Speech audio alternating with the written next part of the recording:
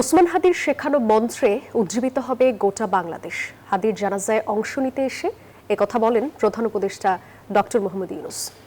তিনি জানান, মৃত্যু হলেও হাদিকে বিদায় জানাবে না দেশের মানুষ। বাংলাদেশ যতদিন থাকবে, ওসমান হাদি বেঁচে থাকবেন মানুষের হৃদয়ে।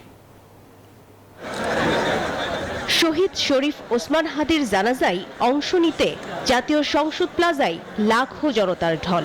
দেশপ্রেমিক টগবগে এক যুবককে শেষ বিদায় জানাতে অশ্রুসিক্ত চোখে কয়েক প্রজন্মের এমন বিশাল জমায়েত যেন নজির স্থাপন করল। আমরা সবাই হাদি হব, গুলির মুখে কথা কব। শরীফ ওসমান হাদির দেহ জাতীয় সংসদে আনা মাত্র আবেগঘন পরিবেশের সৃষ্টি হয়।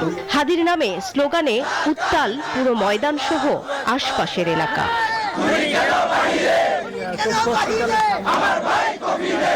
সাধারণ মানুষের পাশাপাশি জানাজায় অংশ নিতে আসেন অন্তর্বর্তী সরকারের প্রধান উপদেষ্টা। বলেন, হাদিকে বিদায় জানাতে নয়, সবসময় মাথা উঁচু করে বাঁচার যে মন্ত্র হাদি শিখিয়েছেন তা ধারণ করতেই স্মরণকালের এই বিশাল জমায়েত। প্রিয় হাদি, বিদায় দিতে আসিনি, আমরা তোমার কাছে আমরা ওয়াদা করতে এসেছি। তুমি যা বলে গেছো সেটা যেন আমরা পূরণ করতে পারি। আমাদের শির কখনো নত হবে না। সেই মন্ত্র তুমি আমাদেরকে দিয়ে গেছো, আমাদের সব কাজে সেটা আমরা প্রমাণ করব। আমরা দুনিয়ার সামনে মাথা উঁচু করে চলবো, কারো কাছে মাথা নত করব না।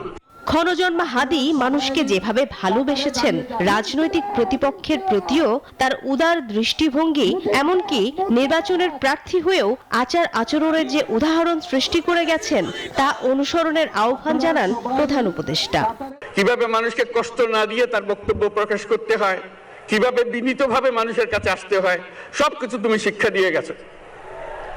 আমরা এই শিক্ষা গ্রহণ করলাম। আমরা সব সময় তোমার কথা স্মরণ রেখে জাতির অগ্রগতির পথে চলতে থাকবো। জানা যায়, আইন, ধর্ম, সংস্কৃতি সহ বেশ কয়েকজন উপদেষ্টা ও সরকারের ঊর্ধ্বতন কর্মকর্তারা জানাজায় অংশ নেন। জানাজা শেষে জনতার মিছিল এগিয়ে যায় শাহবাগ অভিমুখে। হাদির শেখানো স্বাধীনতা সার্বভৌমত্বের লড়াইয়ে এখন লক্ষ্য হাদি।